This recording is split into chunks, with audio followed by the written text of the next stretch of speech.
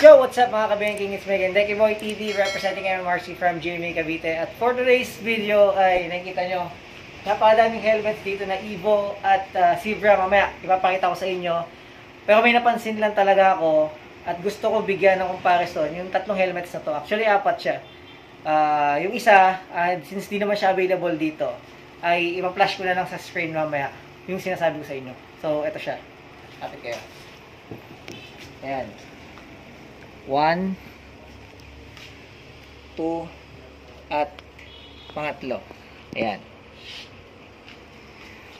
So yun, bali ngayon nandito tayo sa Golden Allied Industrial Marketing. Dito nga sa Litkin-Kai Drive, dito sa CDO.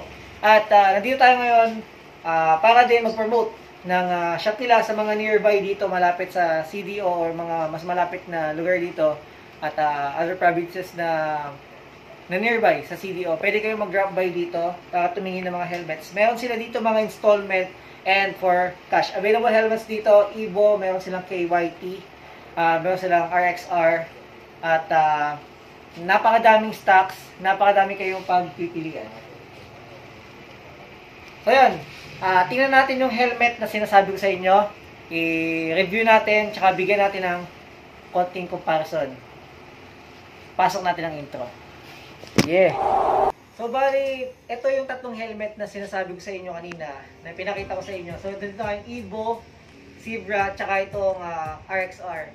So, gusto ko lang ipakita sa inyo yung kanilang comparison kasi malaki talaga yung pagkakatulad nila. So, madami yung mga parts ng helmets na to na parehas. So, gagawin natin ngayon, titignan natin isa-isa yung bawat parts niya. So, ngayon, unahin ko muna itong RXR. So kasi kung i-rate ko siya, para siyang Evo, Zebra, tapos RXR. So dito mo tayo magsisimula sa renate ko na pinakamababa, pataas tayo, and then pataas pababa. Kung ano yung makikita natin na comparison sa kanila. So sa Shell naman, sabi ko nga sa inyo kanina, meron kasi isa pang helmet na hindi available dito na tingin ko ay doon pinaturn sa kanya. So ito yun. Yan. So una, yung pinaka-shell niya, mula dito sa chin, shape niya hanggang dito sa taas, sa may spoiler niya. Parehas talaga sila, kung mapapansin nyo. Yan, parehas talaga sila ng Zebra at saka ng Evo. And then, sa likod niya, mas malapit nga lang sa kanya itong si Evo. Kasi, kay Zebra, medyo matulis yung kanyang built-in spoiler. So ngayon, ano yung pinakamalapit na magkakatulad nila? So, ang pinakamalapit na magkakatulad nila, unang-una napansin ko kagad, yung kilay nila sa taas. Ito. Yan. Ito.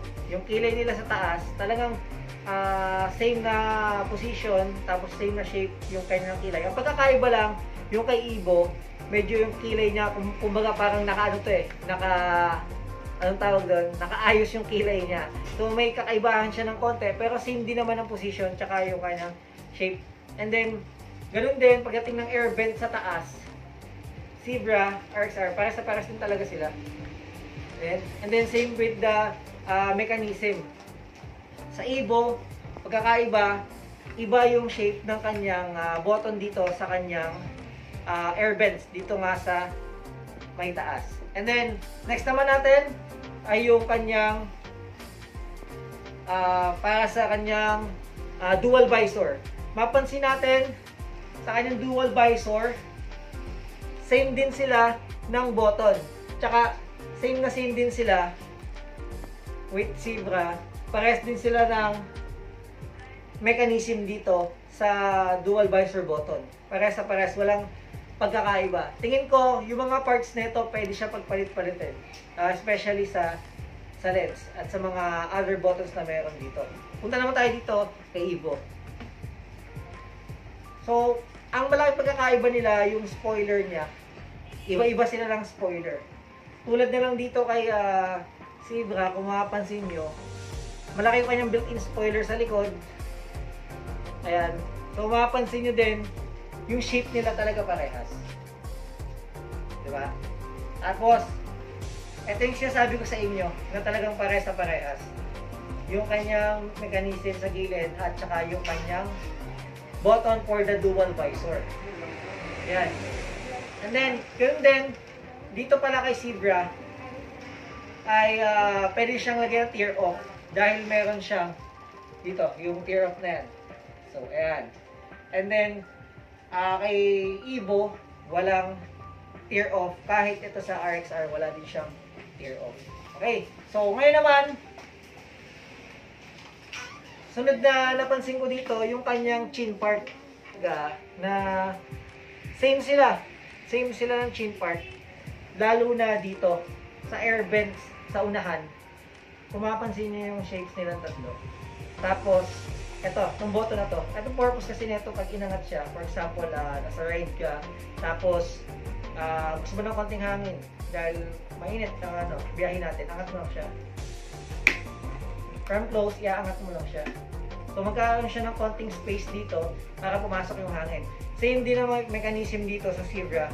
Tsaka dito sa Evo. So, yan. So, ayan yung mga parehas sa kanila. Diba? Ngayon naman, pakita ko sa inyo yung pinaka-major talaga ng pagkakaiba niya. Maliban sa looks, sa padding niya sa loob. So, sa Evo, talagang sobrang in-improve na nila yung kanilang innovation. Kumbaga, dito pagdating sa helmet, sa padding. So, by the looks pala, unang tingin pa lang natin, so ibang-iba na talaga yung appearance niya. Compare dito, RXR, tsaka dito kay Zebra. So, dito, masabi ko sa Evo, mas lamang siya. Pagdating sa mga fabrics na ginamit, sa mga padding, sa mga foam, mas maganda talaga yung ginamit sa Evo compare dito sa dalawa. Pero hindi ko naman sinabi na pangit yung ginamit na fabrics tsaka yung foam dito kay Zebra tsaka kay RXR. Ang sinasabi ko lang, mas maganda yung ginamit dito kay Evo. So, nakikita nyo naman. Diba? Okay.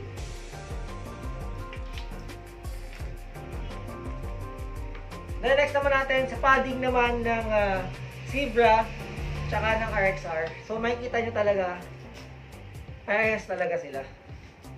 So, ayan. Parehas talaga yung kanilang paddings. Sila yung talagang magkalapit. Kumbaga, sa tatlong helmet na to, etong dalawa yung magkapatid. So, ito yung Evo, yung pinsan nila. So, ganun yung comparison ko kung gaano sila magkahalintulad. So, ang pagkakaiba lang siguro nito, yung mga fabrics na ginamit, ay iba lang yung texture. Ito, may part na leather. So, ito naman, may part na cotton and then polyester yung mga ibang ginamit. Tsaka yung kanilang yung kanilang straps same na same lang. All in all, kung tatanungin niyo ako kung anong bibili mo dito sa tatlong to, syempre depende. 'Di ba? Una, magkakaiba kasi sila ng price, 'di ba? Ang pinaka cheapest sa nila, so itong RXR. 'Di ba? Pero yung price nito, i-search niyo na lang kung magkano yung pricing nito kasi magkakaiba ang pricing, so depende naman sa iba't ibang lugar. So, ito kasi mas pinaka-budget meal talaga itong RXR. Budget meal. Tapos mid-level naman niya itong Zebra and then itong Evo. Kaya nga kanina, relate ko siya as 1, 2, 3 kasi nandun na din overall yon. Yung kanyang price, appearance, tsaka yung paddings niya sa loob. Kaya kung may budget kayo, dito na kayo sa Evo. Sa Evo. Kasi mas premium yung mga ginamit sa kanyang materials. Although magkaparehas naman sila ng by the looks, parehas sila. Tapos, weight naman. Kung tatanungin nyo ako, sa weight naman, mas mabigat yung Evo. Mas mabigat siya dito sa Zebra. Pinakamagantong RXR. Siguro, ang pinaka-reason dito kasi yung ginamit sa kanya na shell, ginamit sa kanya na pinaka part nito o yung plastic na ginamit sa shell niya, magkakaiba. So ngayon, nakita niyo yung comparison ng tatlong helmet na to. So ito tanong ko sa inyo, palagay nyo, iisa lang ba sila na manufacturer o isa lang sila ng pinanggalingan?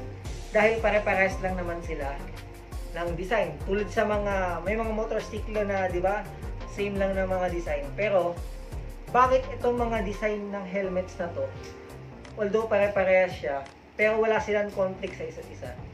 Kung naalala nyo yung sa Yamaha tsaka yung sa Rusi Motorcycle, di ba? Yung nag-file ng kaso yung sa Yamaha dahil kinopya daw yung design ng Rusi at nanalo naman sa kaso dun yung Yamaha. Pero bakit itong mga helmets na to, bakit wala silang conflict sa isa't isa? Although halos talagang magkakapareha sila. Diba? So yun lang sa video na to. That's all for today.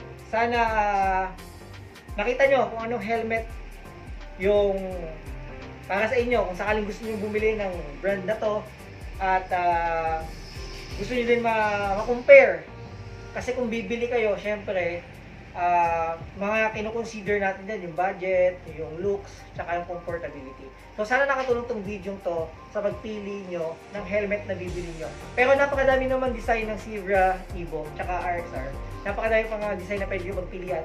At kung taga dito kayo sa CDO, syempre, dapat dito kayo bumisita sa Golden Allied Industrial Marketing, di ba? Dito na kayo pumunta. Ipipin ko na lang dito yung kanilang contact numbers at yung kanilang location para pagpunta nyo dito, hindi na kayo maligaw at searchable naman to sa Google at Maps. So yun, that's all for today. Don't forget to like, share, and subscribe to Dekeboy TV at please click yung notification bell yan para sa ganun wala kayong makalimutan ng mga bawat uploads ko. Dekeboy TV na nagsasabi na speed thrills but kills. Praise, peace, and bye-bye.